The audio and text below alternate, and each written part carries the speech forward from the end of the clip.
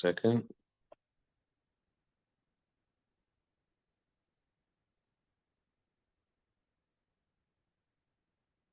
Okay. All right. Good luck, everyone. We just are now coming from Shabbos Parsha Shlach. We learned about the spies and how they didn't want to enter Israel because they wanted to live in the deserts with Moshe Rabbeinu, a spiritual oasis. And because they didn't want to enter Israel, they came back from Israel with this report that it's impossible to conquer Israel. Chassidus explains that their thoughts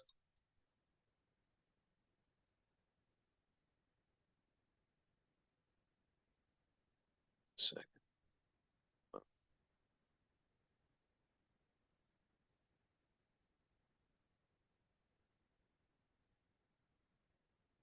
One second.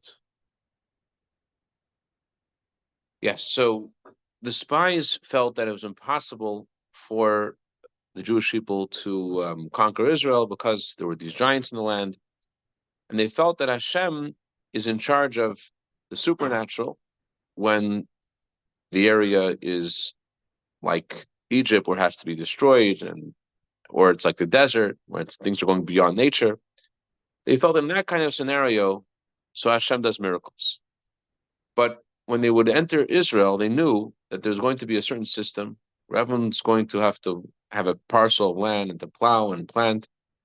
And so they felt that in Israel, there's going to be a different kind of system. Things are going to run according to nature.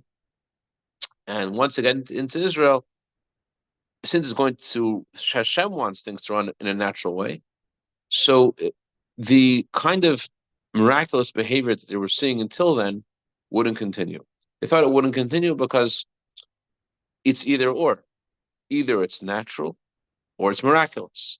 So until that point, they saw miracles. They saw the bread coming down from heaven. They saw the water coming out of a rock. But they didn't think that miracles would happen when they got to Israel because Hashem himself was, so to speak, changing his frequency. He was telling them, I want everyone to have, I don't want to send the bread from heaven anymore. So if Hashem was changing his frequency and is going to ask them to start working, so they thought if that's how things work, then it's not possible that there's going to be a victory against these giants, because the only way they could win the giants is if there will be only they could be victorious in battle against the giants if something happens beyond nature. But they made a mistake. That was what they thought, but there was a mistake. Because Hashem is not only above nature, he's above being relegated to merely being beyond nature. Hashem is above nature and above being beyond nature. And Hashem grants us success within nature that's beyond nature. Hashem tells us to be involved in the world. And yet, although we're involved in the world, Hashem doesn't just give us divine assistance that is commensurate and limited to the laws of nature, but the divine blessing is beyond nature. Oops, 1 second.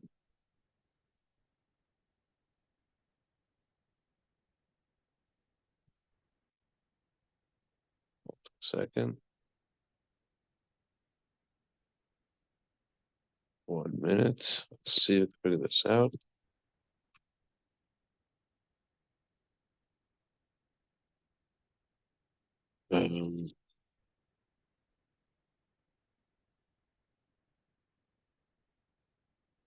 Okay. So the divine blessing can't be in nature is what they thought. It was a mistake because Hashem is beyond all limitations. And so Hashem blesses us within nature, yet beyond nature. So on that note, I wanted to share a few stories that highlight that Hashem is with us, even in the most mundane things, even in things in places you wouldn't expect to feel Hashem's closeness.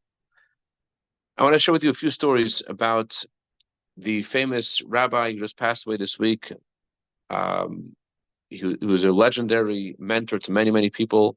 He taught generations and generations of Torah. His name was Rabbi Moshe Wolfson. And because we're approaching Gimel Tammuz, I want to share with you a few stories about his connection to the Rebbe.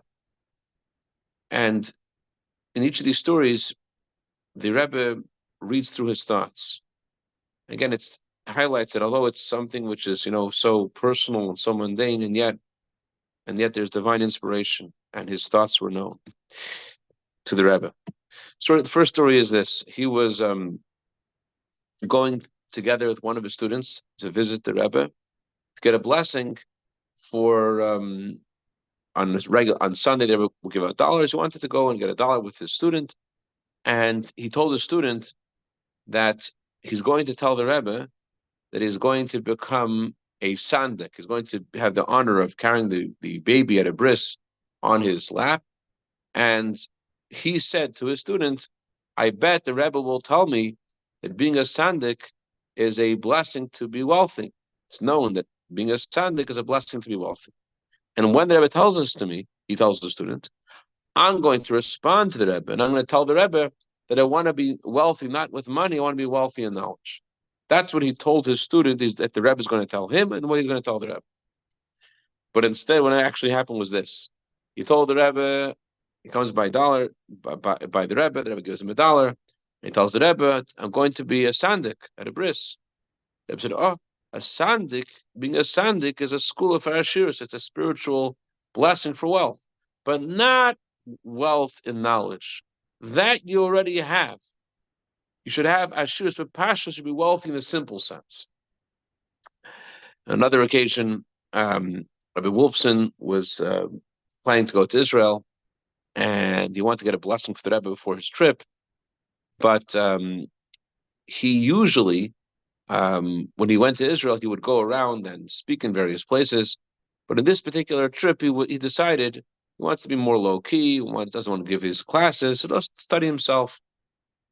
But when he came by the Rebbe, they gave him $2. And the first dollar the Rebbe said, this is $1 for the trip, and the second dollar is for success in all the speeches he'll be giving. And another occasion, Wolfson, unfortunately, his grandson became very ill, and he was in Jerusalem, and he wanted to pour out his heart to Hashem, to ask Hashem to heal his grandson. And he went to this old this synagogue, which wasn't really functional, and he would go there at night, and he would say the Shema before retiring. And as the Chabad custom, he kept some Chabad customs, and one of them was to say the prayer of chapter 51 before retiring. Chapter 51 of Psalms, it says, "Leiv nishbar nikel kimusizah." A broken heart, Hashem does not despise. So when he got to that verse, he would repeat it over and over again, and he would pour out his heart to Hashem, asking Hashem not to despise his broken heart for his grandson and to heal his grandson. So the next time he came to the Rebbe said to him, I heard this story from Rabbi Shapiro. Rabbi Shapiro published this story on recently, but I remember it differently. I'm not sure which version is correct. Rabbi Shapiro said that when a person says that verse, a broken heart and a crushed heart, Hashem does not despise that person's broken heart. That has an effect. If I remember correctly, that's Rabbi Shapiro shared. If I remember correctly, the Rebbe pointed out to him that verse is before the next verse. The next verse is we ask Hashem to have joy and happiness. So in other words, not to be satisfied just with a broken heart, but at the same time, the David HaMelech says to Hashem, Hashem doesn't disgrace a broken heart. He asks Hashem to give him joy and happiness. And as it's Tzemach Tzedek taught, that we have to think good and will be good, and not to just cry out and be bitter about what's going on, but to have absolute trust and certainty that Hashem will bless us, and in an open and clear way that we could see with our eyes that it's good. Rabbi Wolfson shared another story himself, that he was a witness to another story about him. Actually, before I share that story, one more story about Rabbi Wolfson himself. Rabbi Wolfson had a certain condition, a medical condition, And because of this medical condition, he needed to have some sort of cardiac procedure. And he asked the Rebbe if he should do this procedure. And the Rebbe said, Nicht jetzt, man kann warten. Not now, this can wait. That's a story. Decades later, he goes to the Rebbe's Ohel because he was told by his doctors that it's time to do this procedure.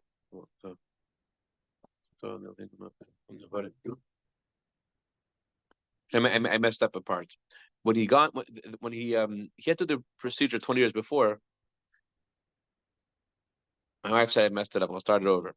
Rabbi Wolfson needed to do a medical procedure, a cardiac procedure, and he went into the hospital. And then when he got in the hospital, he remembered that he didn't ask the Rebbe for a bracha. So he left the hospital. He's in the hospital gown. He leaves the hospital, and he comes to dollars and asks the Rebbe, should he do this? And the Rebbe said, not now. This can wait.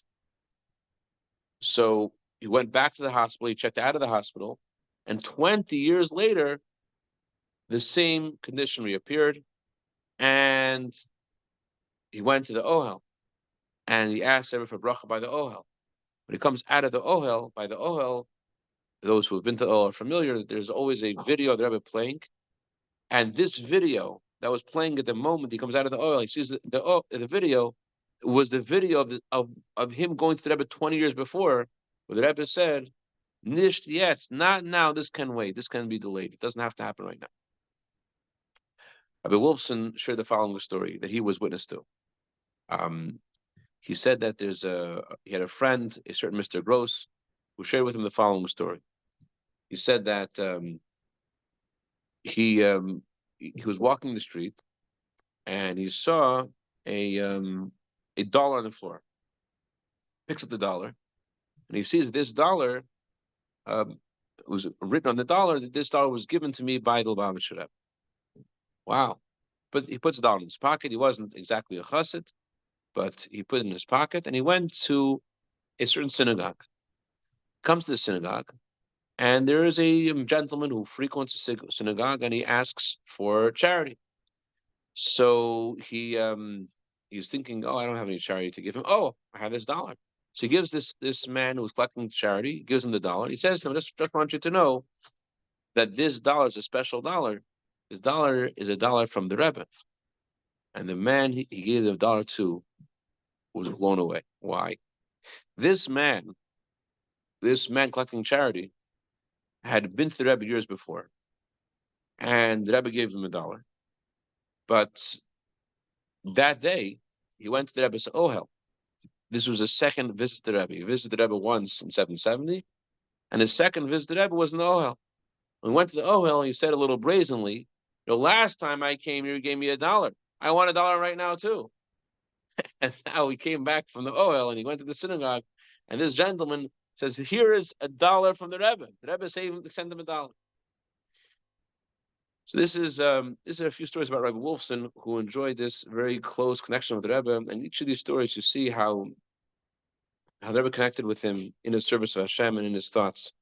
I want to share with you another story, a featured story for tonight, about Rabbi Michal Veshetsky, Sein Gesund, which also highlights this point of Hashem is with us in the most mundane things, the most natural things, and yet beyond nature. Rabbi Michal Veshetsky, he was engaged to be married, and he needed an apartment. So he met a certain chassid whose name was Rabbi Yisrael Shmotkin, today the Rebbe's emissary to the state of Wisconsin. And he said to Rabbi Shmotkin that he's looking for an apartment. So Rabbi Shmotkin said, actually, I'm going to need someone to take over my apartment because I have a 2-year lease on the apartment, and I can't continue the lease because I'm leaving in a couple of weeks to go on a shlichus, to begin a post somewhere as a shliach, as an emissary of the Rebbe, and I want someone to take over my apartment. Amazing. So Rabbi Veshetsky wrote a letter to the Rebbe. He's planning to take over, Rabbi Shmutkin's apartment to take over his lease. The Rebbe gave him a blessing. Then Rabbi Shmutkin wrote to the Rebbe, and he told the Rebbe that this gentleman's wedding is actually a few weeks before his date of departure to whatever place he was going to go on, whatever mission he was going to go to. And so for the 2 weeks or so that he is going in between the marriage of Rabbi Vyshetsky and his trip on Shlichus, he'll stay in some basement somewhere. And the Rebbe responded, he should not do that. He shouldn't, go through the whole tumult of moving out into this basement and then leave 2 weeks later. He shouldn't to move out until he's ready to go on the shlichus. Until it's time for him to leave, he shouldn't move out. So now this put Rabbi Vyshetsky into turmoil. What's he supposed to do? He needs to find something else. So he's looking around. He found some apartments on Crown Street and Crown Heights that wasn't in the best neighborhood. He wasn't so excited about it, but he needed an apartment. He thought he should take it. And the owner of the building said, "Okay, we could do this. If you want this apartment, we're going to put out a contract, and you'll sign, and you'll have this apartment." Rabbi Vyshetsky said, "No, I can't do that. You don't sign on a contract without asking your Rebbe for a blessing. I need to ask my Rebbe for a blessing." So the owner of the building was very unimpressed. He said, "I met one of you Chabad people, one of you guys, few months ago. He told me the same thing. And it took 3 weeks for the Rebbe to respond. So I am not interested in this happening again. In fact, after I waited the 3 weeks, the Rebbe responded no. So I ended up waiting for 3 weeks for nothing." Vyshetsky said, "Listen, let me try to get an answer from the Rebbe today. Give me a couple of hours." So the owner of the building says, "Okay, I'll give you till 5 o'clock." So Rabbi Vyshetsky runs to the Rebbe synagogue, 770, and he writes a letter to the Rebbe. He needs an answer right away. It was perhaps a little brazen to say that to the Rebbe. I mean, if he's writing to the Rebbe, he should know that the Rebbe knows what he needs to do. But he was under pressure, and so he foolishly wrote, "I need an answer right away, please. Young people, we need things right away. We don't think." So he wrote this letter to the Rebbe, "Please, I need an answer right away." So the Rebbe didn't answer. Every half hour, he's going back to the Rebbe's secretary. Did the Rebbe answer? No answer. So the whole day, from 11 to 5 in the afternoon, he's going back again to 770 every half hour. Is there an answer? There's no answer. Finally, at 6 o'clock, he calls the owner of the building. He just said, "Oh, I just want to tell you that there's no answer from the Rebbe, and therefore I cannot take the apartment." The owner of the building says, "You know what? I'll wait till 10, 11 o'clock till I go to sleep. If you have an answer from the Rebbe by then, I will give you the apartment." Okay? 10, 11 o'clock comes, and there's no response from the Rebbe. But after that, Rabbi Chadakov said to him, "Come into my office at 12 o'clock, and I have a message for you. I'll have a message for you around 12 a.m., if I remember correctly." Yeah. So he comes to Rabbi Chadakov, and lo and behold, as he's about to go into Rabbi Chadakov's office, who was coming out of Rabbi Chadakov's office? This Rabbi Shmutkin. And he goes into Rabbi Chadakov, and Rabbi Chadakov said that Rabbi Shmutkin actually is going on a different mission from the Rebbe. The first mission plan is canceled. There's another mission, his current mission in the state of Wisconsin, and he has to leave on this mission immediately. He can't wait at all for this. He has to go immediately, and therefore the apartment will be vacant immediately. And therefore you can take over this apartment before your wedding. Wow, amazing, divine providence. And so exactly what the Rebbe had said originally, he had a blessing for him to take over the apartment, and a blessing for Rabbi Shmutkin to give him the apartment, and not to let go of the apartment until he was ready to go on this mission. Exactly how the Rebbe said. Okay. The next day, Rabbi Vyshetsky goes over to the super of the building, and he says, "Hi, I want to take over the lease of Rabbi Shmutkin." The super is like, "Yeah, we could do that." Do you? So he said, "Okay, let's go sign on a contract now, and let me get the keys." The super is like, "Actually, I'm very busy right now. Let's do this tomorrow." So that night, Rabbi Vyshetsky went with his wife to be his fiance into the Rebbe's room for their audience of the Rebbe. I think they went in about 2 or 3 a.m. And the Rebbe greets him with a big smile, and he said, "Has the apartment worked out?" And so he said, "Yeah, I was by the super today, and the super said that he doesn't want to sign yet, but it's all set up, it's all good." So everyone went like this. He didn't know what that meant, so he guessed. Is Rebbe saying I should bribe the super? And Rebbe said yes. So and Rebbe said a Russian phrase which means something to the effect of without money, without the nothing works. The Rebbe said that's the way it is here, and I think that this is also the way it is in Israel. I think in Israel it's also this way. That's what the Rebbe told them, and they gave him a blessing for their wedding, and they leave the Rebbe's room, and immediately tells his wife to be, "I know for a fact that we're going to move to Israel one day." Because why did Rebbe mention Israel? How did Israel come up? If the Rebbe told us, if Rebbe mentioned this in a private audience with us, it's significant. And indeed, about 18, 19 years later, they moved to Israel. So he goes back the next day to the super, and he has prepared in his pocket a $50 bill, which was significant in that time. I think it was in 1962, if I remember correctly. So he goes to the super, and he asks the super for the keys to the apartment, for the contract. The super says, "Actually, there's no apartment. Someone else took it." He's like, "What?" But gives the super $50. So we're like, "Oh, yeah, actually, yeah, we could do this." And he gives them the keys, and they sign a contract. And a few weeks later, he's already more chummy with the super, and he tells the super, "I just want to know what happened that day. What happened? You said there was an apartment the day before. The next day there's no apartment. So what's going on?" So the super says, very simple. Another guy came. You didn't give me any tip. Another guy came later that day, and he gave me a tip. So he gave me a tip. You didn't. So he gave me $20. So I was going to give him the apartment. But then you came the next day with $50. I figured $50 is worth more than $20. And so I gave you the apartment.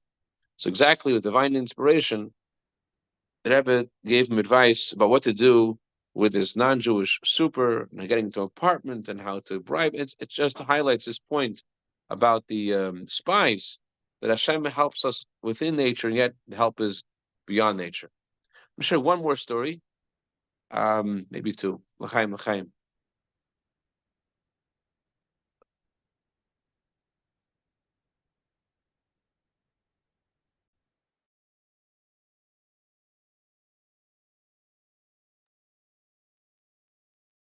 Rabbi Vyshetsky shared another story that he himself was a witness to. Rabbi Vyshetsky had a shoe store in Crown Heights, and he had a friend in Manhattan who also had a shoe store. And every so often, they would go together to buy shoes at some other store. It was lucrative for them both because by buying more shoes, they were able to get a better deal. So he would go with this gentleman who had the shoe store in Manhattan to some other place. One day, they're in this store, and there is a couple, an Israeli couple, and they look like they are from Taiman, from Yemen, and they're dressed very religiously, and they have a little child who is a little daughter who's running around the store, and the man calls him over and he says, "Are you a Chabadnik?" So he responds, "A Chabadnik is a level, that's a high level. I'm connected to Chabad somehow. I wouldn't know if I would reach the level of being called a Chabad." So the man says, "Does the Rebbe have divine inspiration?" So he says, "The Rebbe, divine inspiration is just a method of working. Divine inspiration doesn't really depict the greatness of the Rebbe. Divine inspiration is something the Rebbe has also. Yeah. Why are you asking so many questions?" So this man and his wife shared with him the following story. Unbelievable. They come from a kibbutz, very non-religious kibbutz, and in their kibbutz, this Chabad gentleman visits every week, and he gives a short class, and he never really paid attention to the class because he felt this guy is brainwashed. But politely, he and other members of the kibbutz would show up, and just like with a short class, just in deference to this person, made all the way there, they would show up, but they weren't really into it. And he just felt this guy just completely brainwashed. One day, he's sitting in the class, and after the class, the Chabadnik walks over to him and says to him, "You look really sad. What's bothering you?" And he didn't want to tell this Chabadnik what was bothering him. What was bothering him was that his daughter had this condition. Her bones were very brittle, and she wasn't able, according to the doctor's estimation, to ever be able to walk. She's going to have to be in a carriage or in a wheelchair her whole life. She was then I'm not trying to remember, I think she was 2 years old, if I remember correctly. And he was very upset about it. So the Chabadnik says, I don't understand. Every single week I'm telling you guys stories of the Rebbe. Why don't you ask the Rebbe for a blessing? And the guy's like, ask the Rebbe for a blessing. I knew you were brainwashed, but there has to be a limit to how brainwashed you can be. The Rebbe's not a doctor. How is he possibly going to help me? So the Chabadnik said, listen, it doesn't really hurt. I'll write the letter. You just put in your name and your mother's name, and I'll send the letter to the Rebbe, and I'll put your address, and maybe you'll get an answer from the Rebbe. But I'm telling you that this is something you should pay attention to. Asking the Rebbe for a blessing is something, a unique opportunity, and you should really consider yourself fortunate that I'm offering this to you. All right, this guy's brainwashed, whatever. So he looks at the letter the Chabadnik had prepared. The Chabadnik had written the letter as a Chabadnik would, with all the appropriate titles. He writes to Rebbe, the Kavod, Kedushas, the honor of His Holiness, of our master and teacher and Rebbe. May he live and be well. That's what the Chabadnik wrote, and this man put down his name and mother's name, and his daughter's name and mother's name, his wife's daughter's name and mother's name. Okay, the letter is sent to New York. And after about 2 or 3 weeks, a letter comes back from the Rebbe, and the Rebbe said that you should start keeping family purity, the laws of mikveh. And the Rebbe said that if you'll do this, your daughter will not only be able to walk, she'll be able to run. She'll be able to run around. So he gets this letter. He calls the Chabadnik. The Chabadnik starts to cry. He says, you don't know what kind of thing this is. This is so unusual. I'm telling you, you have a very unique blessing. Start keeping family purity, as the Rebbe said, and you'll see this blessing. As Rebbe taught, by the way, many times, that the blessing of family purity is not only for the future, it's also retroactive. By being more careful about the laws of family purity, it has an effect even in the past. The children were already born already to add to their health. So, okay, he and his wife, he begrudgingly, and she was a little more into it, they agreed to start keeping the laws of family purity. What happens is, after keeping these laws for about 2 months and nothing happens, they were like, he was like, okay, this is just a waste of time. Just a waste of time. But his wife said, let's do this one more month. One more month. He agrees. And one day he's sitting in his living room. He's reading a newspaper.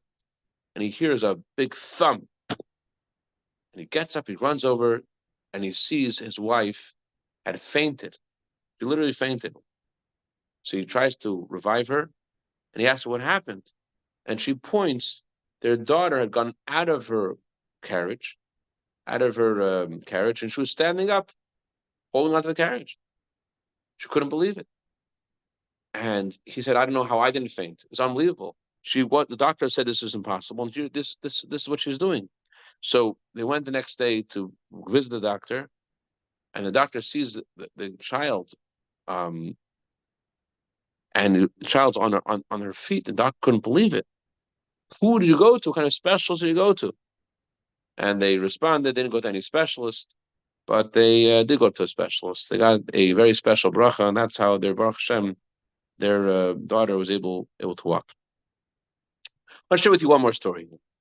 This story I heard many times, but I didn't know if the story was a true story or not because it sounded so amazing.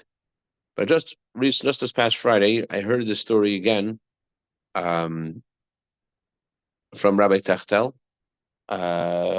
who shared the story with the details, the name of this person who the story happened to. And so I wanted to share with you this unbelievable story, very appropriate as we are about to begin the month of Tammuz, Gimel Tammuz. Unbelievable story. Okay, here's what happened. It's unbelievable. In France, in Paris, the Rebbe has an emissary named Rabbi Mulul. Actually, one of his sons was in my class when I studied yeshiva in Benoit. And this Rabbi Mulul, member of his community, Mr. Asulin, was traveling to New York in 1991. And he told Rabbi Mulul that he's going to New York. And Rabbi Mulul says, if you're going to New York, you need to, it behooves you to go on Shabbos to be by the Rebbe's Farbrengen and to see the Rebbe. Okay, it's a good idea. He heard a lot about the Rebbe and he decides to go to the Rebbe. He comes to Rebbe's Farbrengen. And he doesn't really understand anything, but he was inspired by the energy. And between the Rebbe's talks, there's singing, and people would bring bottles of vodka to 770 before Shabbos. People who had events for their community around the world would bring a bottle of vodka, and the Rebbe would pour into it, from their bottle of vodka to them as a blessing, to their cup, as a blessing for their whatever event it was that week. So they will give out the bottle of vodka to whoever it was that brought the bottle of vodka before. This guy didn't know anything, so he thought that the Rebbe was giving bottles of vodka to anyone who wants. So he said, "Okay, I'll get one too." He walks over to the Rebbe, and the Rebbe looks at him, and with a big smile, the Rebbe gives him a bottle of vodka, and the Rebbe says to him in French, "For the wedding." For the wedding? He's married with children. What does it mean for the wedding? It's interesting. So he comes back to France. He tells Rabbi Mulul, very unusual exchange I had with your Rebbe. He gave me a blessing for a wedding, but I'm married, and I mean, obviously, he made a mistake. I may look a little younger than it appears. Rabbi Mulul said to him, "There's no such thing. It's you who is making the mistake. The Rebbe doesn't make mistakes. If the Rebbe said it's for a wedding, it's for a wedding.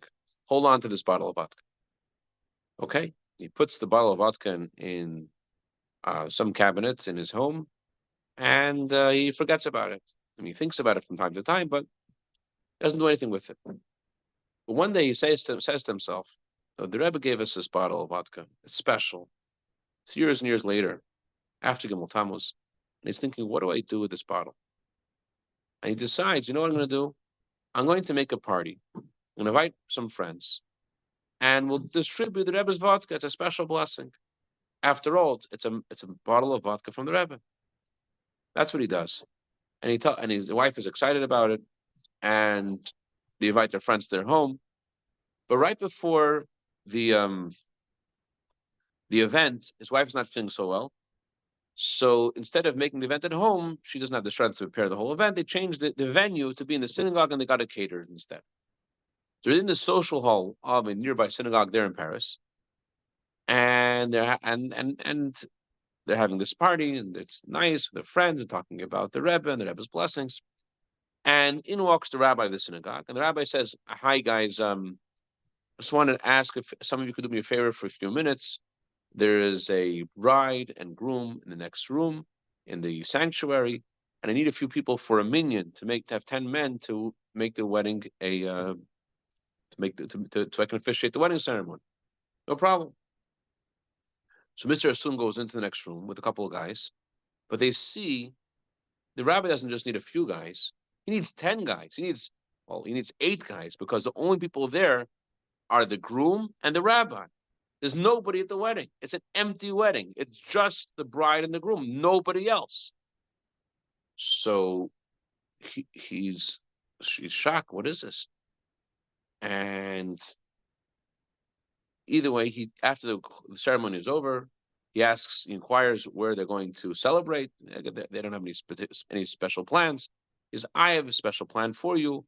I actually have a wedding celebration for you in the next social hall. all my friends, we want to celebrate with you. This is very important to me. And they come to the social hall, and he shares the story to them about the Rebbe gave this bottle of vodka, and he had no idea what the Rebbe meant when he said it was for the wedding, but it must have been for this wedding because this is the wedding. So the bride starts to cry, and the bride says, "You have no idea." She says, "My family was very upset at me because this is my second marriage. I was divorced. It was my second marriage. And my family didn't want to have anything to do with this marriage. None of them came. My husband, the groom, is a convert to Judaism. So he has no connection. He has no family. The Jewish people are his family, and no one is here from his side. So I was thinking that I don't even want to make a kosher wedding ceremony because no one's going to come. But then I decided it's the right thing to do. But I was hesitant. And I wrote a letter to the Rebbe and asked the Rebbe, please give me a sign that this is the right thing to do. That this is where I'm supposed to be. This is what I'm supposed to be doing. And here you're telling me this is a bottle of mashke that the Rebbe sent for the wedding. That's a story. Bottom line is, my friends, there are no mistakes from the Rebbe. And the Rebbe said very, very clearly that we are in the time of Mashiach. These days are the days of Mashiach. And it's happening now. And any second we'll be in Yerushalayim with Mashiach Tzidkeinu. We see this happen immediately.